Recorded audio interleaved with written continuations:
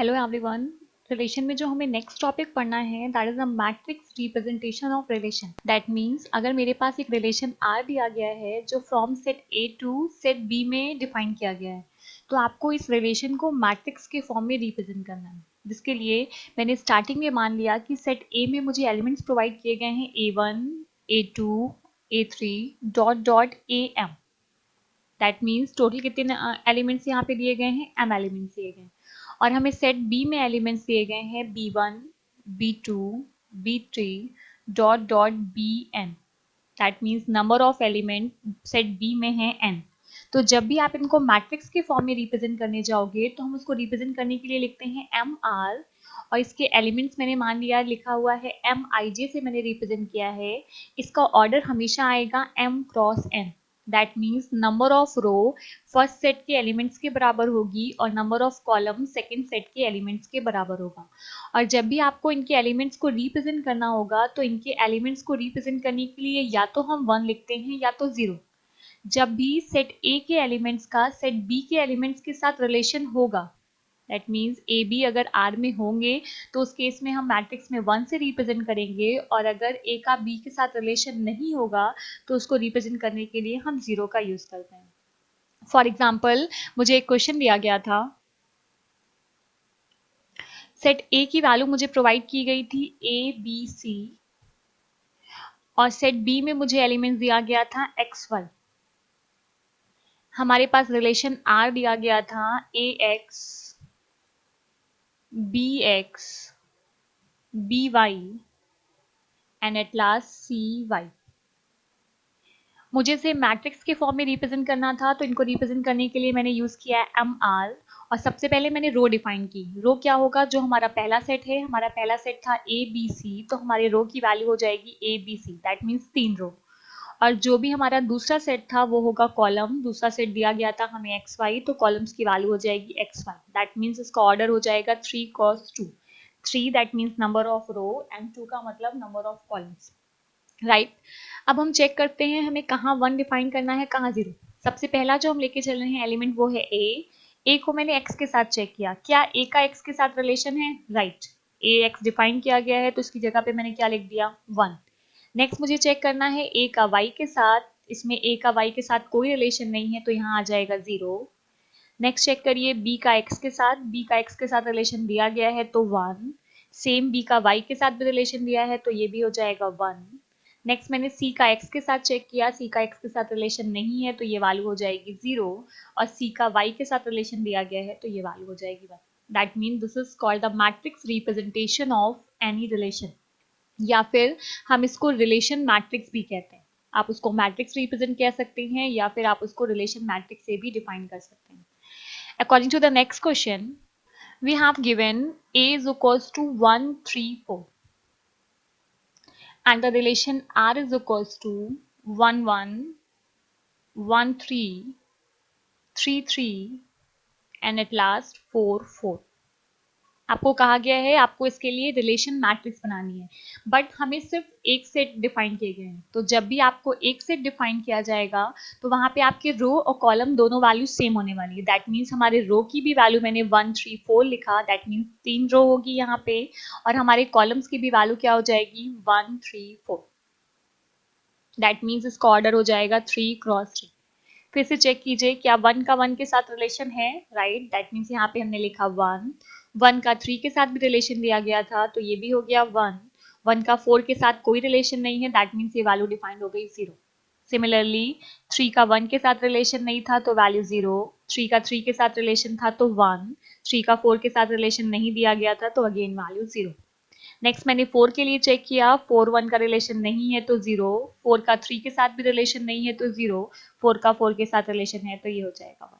That is a matrix representation, right. अब हम आगे बढ़ते हैं, एक क्वेश्चन और देखते हैं। नेक्स्ट क्वेश्चन के अकॉर्डिंग हमें दो सेट प्रोवाइड किए गए हैं। पहला सेट मुझे दिया गया था 1, 2, 3, 4 एंड 8, और हमें दूसरा सेट दिया गया था 1, 4, 6, 9। आपसे कहा गया था कि आपको जो भी रिलेशन है उसको मैट्रिक्स के फॉर्म में डिफाइन करना है और रिलेशन प्रोवाइड किया गया था a divide b। That means अब की बार मुझे r की वैल्यू डायरेक्ट नहीं दी गई थी, तो सबसे पहले इस क्वेश्चन को सॉल्व करने के लिए मैं r निकालने जा रही हूँ। a डिवाइड b का मतलब है सेट a का एलिमेंट अगर सेट b के एलिमेंट्स को डिवाइड करता है तो वो रिलेशन में आएगा, और अगर एलिमेंट्स डिवाइड नहीं करता है तो हम उसको रिलेशन में मेंशन नहीं करते हैं, राइट। तो मैंने सबसे पहले 1 के लिए चेक किया, हमें पता है 1 हर वैल्यू को डिवाइड करता है।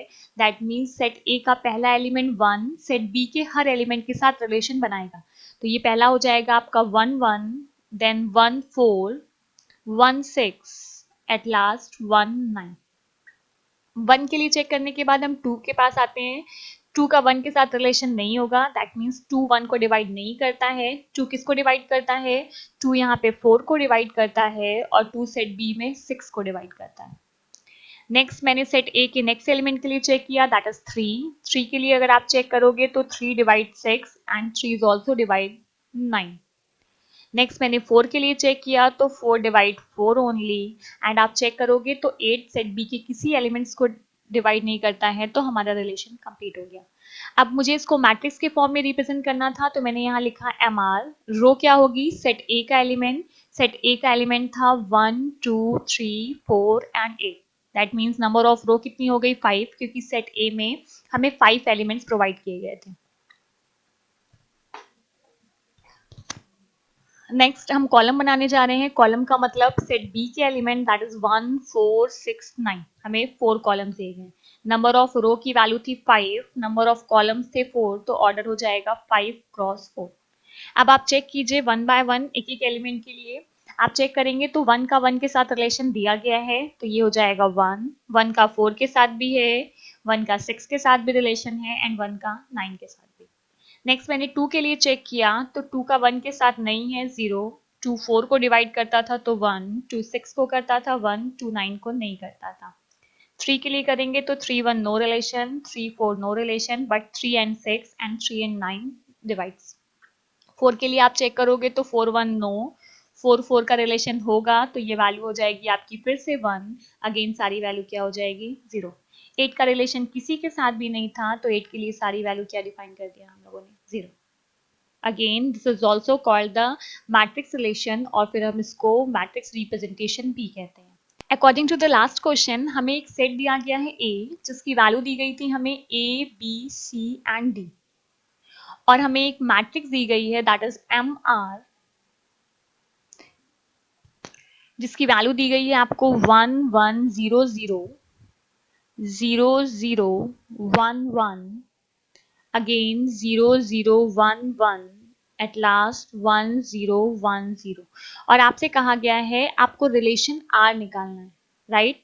मतलब हमें मैट्रिक्स से रिलेशन में कन्वर्ट करना है वैल्यू। तो सबसे पहले आप यहाँ पे सेट के एलिमेंट लिख लीजिए। सेट ए ही था तो मैंने यहाँ पे भी लिख लिया ए बी सी डी, और सेम मैंने कॉलम में भी मेंशन कर दिया ए बी सी डी।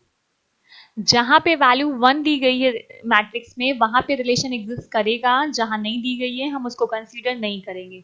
तो सबसे पहले मैं पहले वाले 1 पे जाती हूँ, तो ए का ए से रिलेशन है, तो मैंने रिलेशन में पहली वैल्यू लिख दिया ए ए। नेक्स्ट 1 था ए बी में, तो मैंने यहाँ पे ए बी में लिख दिया, राइट। ये दोनों 1 हो गए। नेक्स्ट रो में आएंगे तो यहाँ 2 1 लिखा है, रिलेशन किससे मिलेगा? बी से, दैट मीन्स बी का सी से रिलेशन मिल गया। अगेन बी का डी से रिलेशन मिल गया। सेकेंड रो के बाद थर्ड रो में आते हैं। थर्ड रो सी के लिए थी, कहाँ कहाँ रिलेशन है? सी का सी से रिलेशन है, और सी का डी से रिलेशन है, एंड एट लास्ट रो में आप चेक करोगे तो डी के लिए प्रोवाइड किया गया है, हमें दिया गया है डी का ए से रिलेशन और डी का सी से रिलेशन।